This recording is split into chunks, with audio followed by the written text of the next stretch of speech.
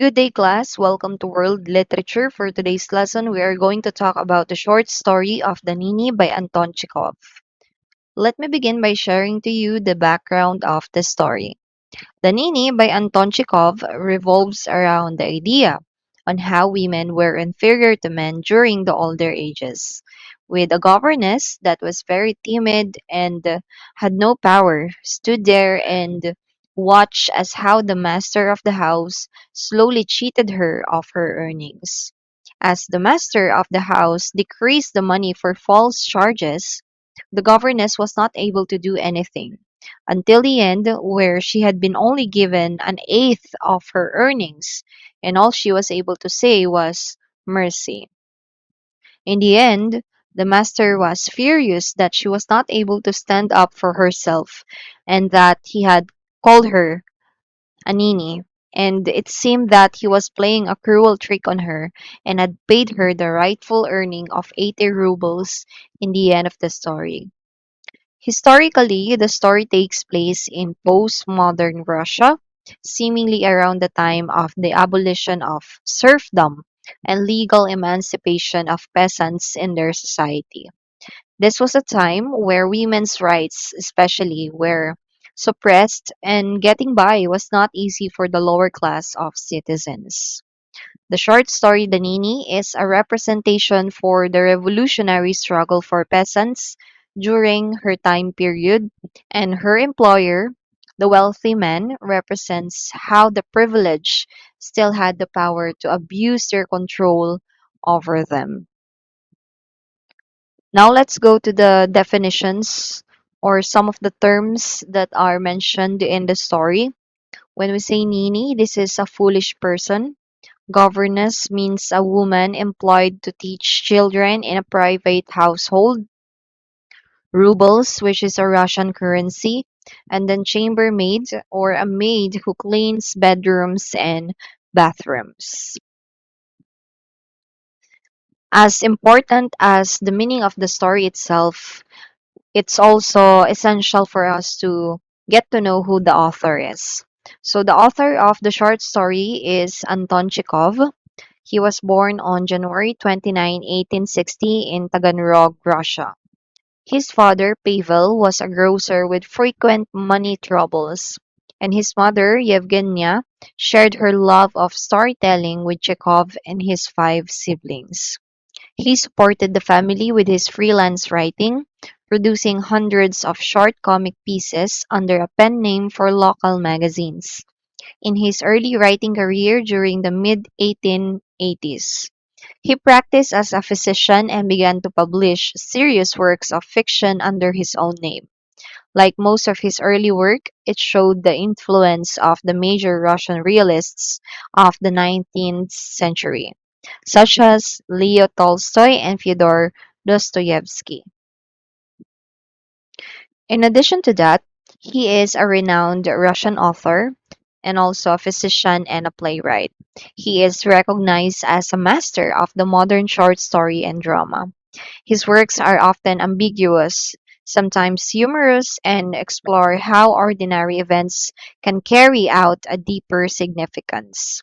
The overall body of work he produced has influenced some of the most important artists in history. That is for our author. Now let us go to the story itself. Let me read the entire story. Just a few days ago, I invited Yulia Vasilyevna, the governess of my children, to come to my study. I wanted to settle my account with her. Sit down, Yulia Vasilyevna, I said to her. Let's get our account settled. I'm sure you need some money, but you keep standing on ceremony and never ask for it. Let me see. We agreed to give you 30 rubles a month, didn't we? 40. No, 30. I made a note of it. I always pay the governess 30. Now let me see. You have you have been with us for 2 months. 2 months and 5 days. 2 months exactly. I made a note of it. So you have 60 rubles coming to you. Subtract 9 Sundays. You know you don't tutor Kolya on Sundays. You just go out for a walk. And then the 3 holidays. Yulia Vasilyevna blushed and peeked at the trimmings of her dress, but said not a word. 3 holidays. So we take off 12 rubles. Kolya was sick for 4 days. Those days you didn't look after him. You look after Vanya. Only Vanya. Then there were 3 days you had toothache when my wife gave you permission to stay away from the children after dinner. 12 and 7 makes 19. Subtract, that leaves 41 rubles, correct? Yulia Vasilyevna's left eye reddened and filled with tears. Her chin trembled. She began to cough nervously, blew her nose, and said nothing. Then around New Year's Day, you broke a cup and a saucer. Subtract 2 rubles. The cup cost more than that. It was an heirloom, but we won't bother about that. We're the ones who pay. Another matter. Due to your carelessness, Kolya climbed the tree and tore his coat. Subtract 10. Also, due to your carelessness, the chambermaid ran off with Vanya's boots. You ought to have kept your eyes open. You get a good salary. So we dock off 5 more. On the 10th of January, you took 10 rubles from me. I didn't, Yulia Vasilyevna whispered, but I made a note of it. Well, yes, perhaps. From 41, we take 27. That leaves 14. Her eyes filled with tears, and her thin, pretty little nose was shining with perspiration. Poor little child. I only took money once, she said in a trembling voice. I took 3 rubles from your wife, never anything more. Did you know? You see, I never made a note of it. Take 3 from 14, that leaves 11. Here's your money, my dear. 3, 3, 3, and 1. Take it, my dear. I gave her the 11 rubles. With trembling fingers, she took them and slipped them into her pocket. Mercy, she whispered. I jumped up and began pacing up and down the room. I was in a furious temper. Why did you say mercy? I asked. For the money. Don't you realize I've been cheating you? I steal your money, and all you can say is mercy. In my other places, they gave me nothing. They gave you nothing? Well, no wonder. I was playing a trick on you, a dirty trick. I'll give you your 80 rubles. They are all here in an envelope made out for you. Is it possible for anyone to be such a nitwit? Why didn't you protest? Why did you keep your mouth shut? It is possible that there is anyone in this world who is so spineless. Why are you such a ninny? She gave me a bitter little smile. On her face, I read the words, yes, it is possible. I apologized for having played the cruel trick on her, and to her great surprise, gave her the 80 rubles. And then she said, mercy again several times, always timidly, and went out. I gazed after her, thinking how very easy it is in this world to be strong.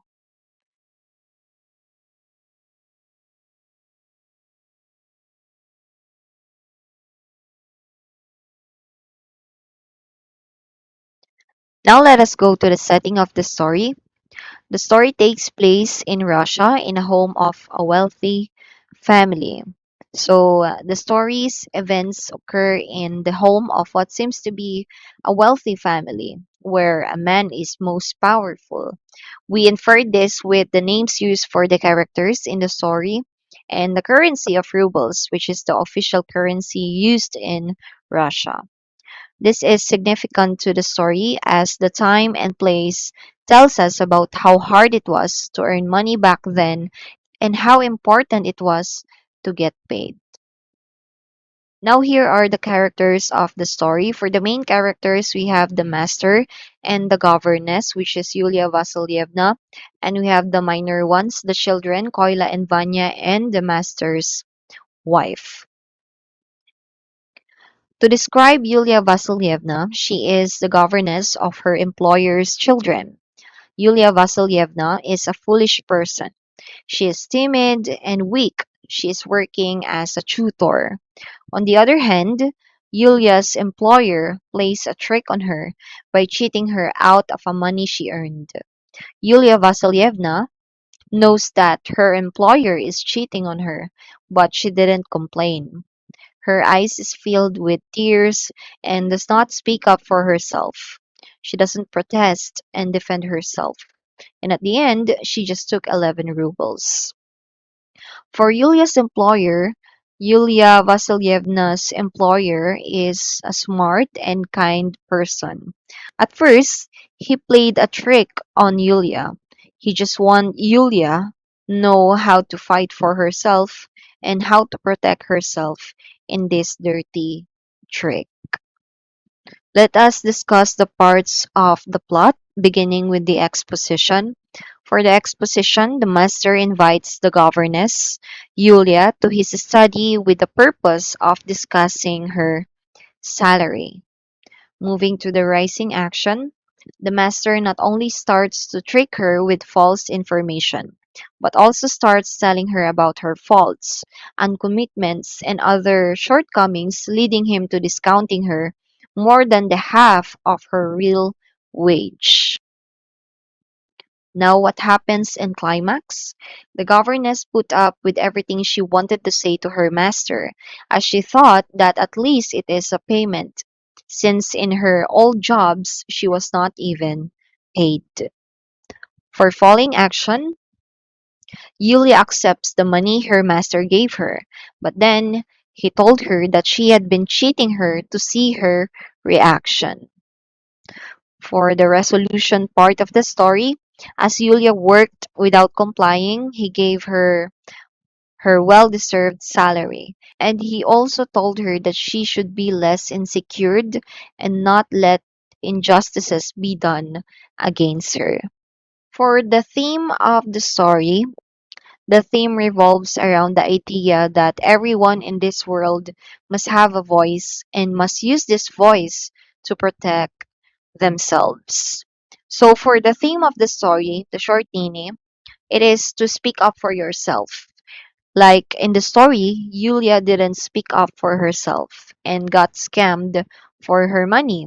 If she had spoken up for herself, she would have not got scammed and would have received her earned amount. But in the end, it was just a trick and she received her initial pay.